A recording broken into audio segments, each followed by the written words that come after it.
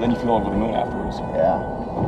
Heads over heels. Yeah. So hey, you guys want to do the interview now? Or? Sure. Hey guys, here with Paul and Gian. Hey guys, Paul Stephan here, financial guru, expert, money coach, money coach, Moch? I don't know, Mochi. Hey, Mochi. Fin coach. Financial. Yeah, how's it going these days, and how have you been staying uplifting during this time? You know, especially in this pandemic, whatever, and how is that going? Yeah, we at the beginning of the pandemic, we moved to a smaller place. We got a nice, cheap little studio apartment. We're really cheap for LA through my wife's connections. Wi-Fi connection. Yeah, my Wi-Fi connection. Yeah, $5. And yeah, I've been working a lot. My job didn't go away. My job actually got busier due to the pandemic. I work at UPS, so we got so much stuff. That $600 unemployment check, people were just buying all kinds of crazy stuff and shipping it. So many, we had so many like 100-pound weight sets come through. Thinking outside the box, yeah. Inside the box, a lot of box time. It fell outside the box. But yeah, other than that, just working hard and getting started on my financial coaching business.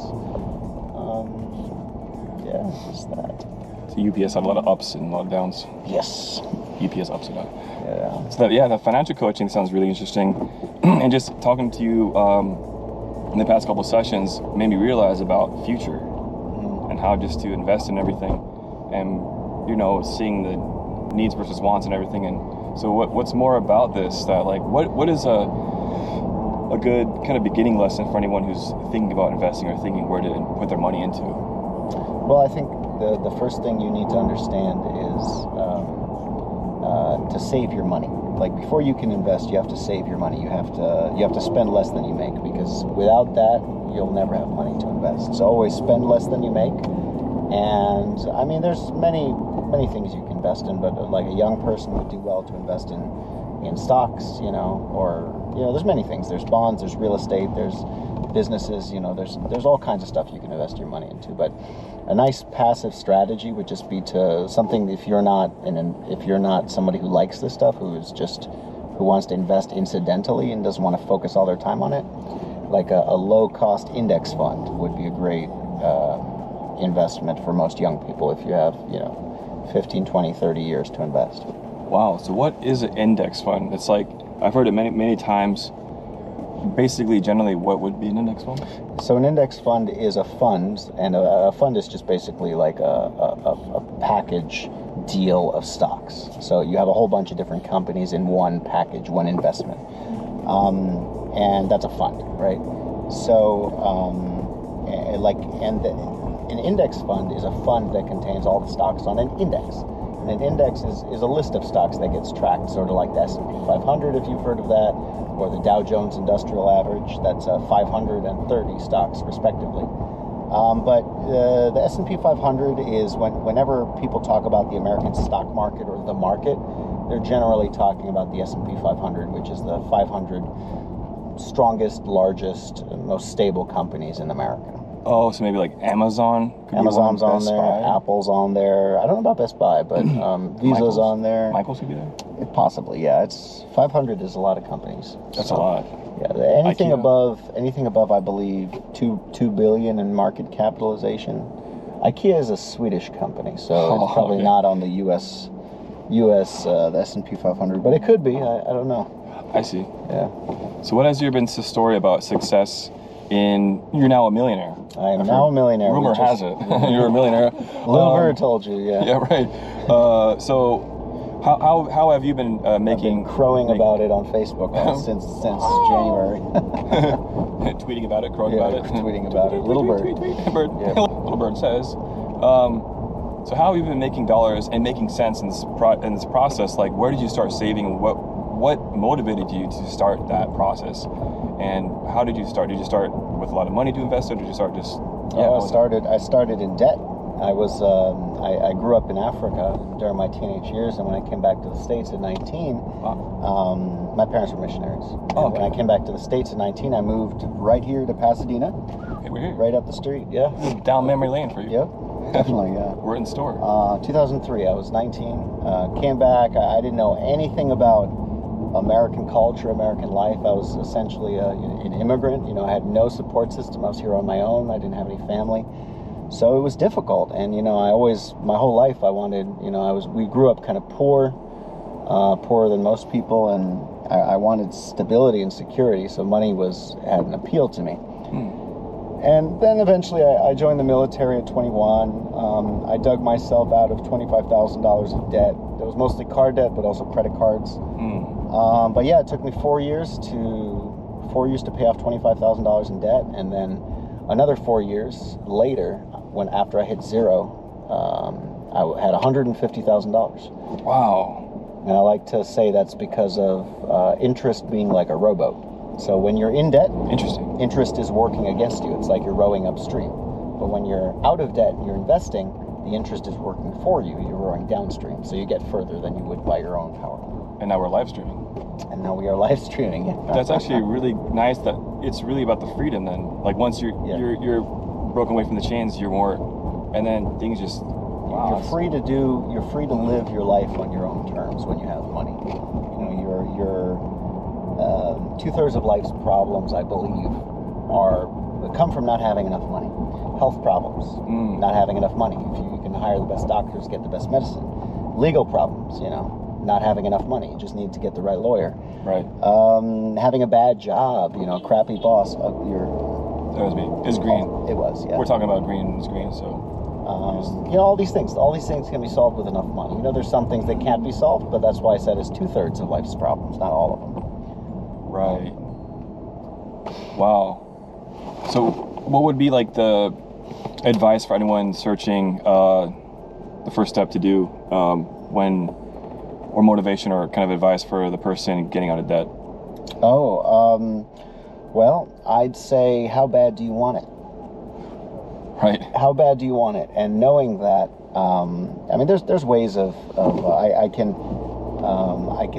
sit down with people and walk through their finances. But basically, what I do when I sit down with people is I go through. I ask them to pull up like their last 3 months of expenses to see where their money's going. Then I look at what their income is, how secure that income is. I look at the different expenses, see what we can streamline, because everybody is limited by the amount of money they make. There isn't a salary in the world you can't spend.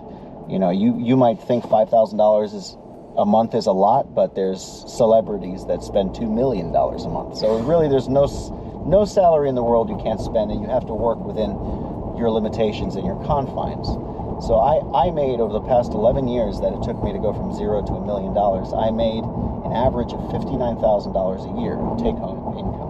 But I saved half of that, so I lived on about $30,000. Wow. And that's how I was able to do it. That's really, really true what you just said, because you could be making like a lot of money, but if you spend more than you make, you're still in debt. Yep. So you could be, working at a, minimum wage job, but still saving more and still being more better off than million. Incidentally, there are people who made minimum wage their whole life and still ended up millionaires. So like it's not really how much you make. Ronald Reed, that's right. I gotta read about that. Yeah, he made. He was a janitor, and he died with $8 million. Wow. So, yeah. And that, if he invested into index fund, could really compound over time. And definitely, yeah. No, he invested in stocks. That's how he made so much money. Makes sense. He picked stocks, which I don't recommend most people do. I mean, you can if you want to, but index funds are a much simpler and easier way that have a relatively high chance of success over time. And so that's why I'm not an investment advisor, but that's what I encourage people to do. If I were in their shoes, that's what I would do. I see. And being a millionaire yourself right now, as of today, I also see you as also an advisor as well, personally. So I see your success as living proof as what to do. It lends proof and trust and credence to my words, right? Wow, that's great. Lead by example. So how have you been uplifting these days? Well, I've been trying to lift people up out of poverty through my financial independence classes. I've been giving these generally they take 1 to 3 hours. It really depends on the person. If they have a hard time understanding, I have to like rephrase it or stuff. But generally it goes anywhere from 1 to 3 hours. Average is about 2, and we talk about budgeting, and we talk about reducing your expenses, maximizing your what you get for your dollar, and then we talk a little bit about investing. And so I try to leave people, for the $95 that I charge them for this session, I try to leave them set for life, basically. I mean, I try to give them enough to where they're good. Makes sense, and it makes dollars. Yep. And it saves them money. Oh, there's also a guarantee. Right. If I don't end up saving you at least the cost of the session, it's free. Wow. But so far, everyone has paid me, so I guess I've saved people enough money. Yeah. So basically, if like someone has received money from a family member, or has interest, or has has some savings up, or is looking forward to getting out of debt, where can we find you? Where can we locate you and get in connection for a session? Okay, well, I have a website, I have a blog, and on that blog there's different tabs. It's called dollarbills.com. That's BILZ, and there's a financial coaching tab, like page, and my contact info can be found there. But my email address is pysteph@hotmail.com, and if you want to reach me by phone, it's 760-410-7084. All right, Paul, Stephen, thanks so much, and Jiyun too as well. We got both a couple here. Thanks for joining today, guys. Uplyfting Production. Paul, Stephen, financial guru here, saving instructor. Appreciate it. Thanks a lot. And remember, the best time to plant a tree was 20 years ago, but the second best time is now. And Warren Buffett likes to say, if you don't make money while you sleep, you will work until you die. Get started saving, get started investing, and you'll be wealthy in no time. Appreciate it, bro. Thanks a lot. Doing something.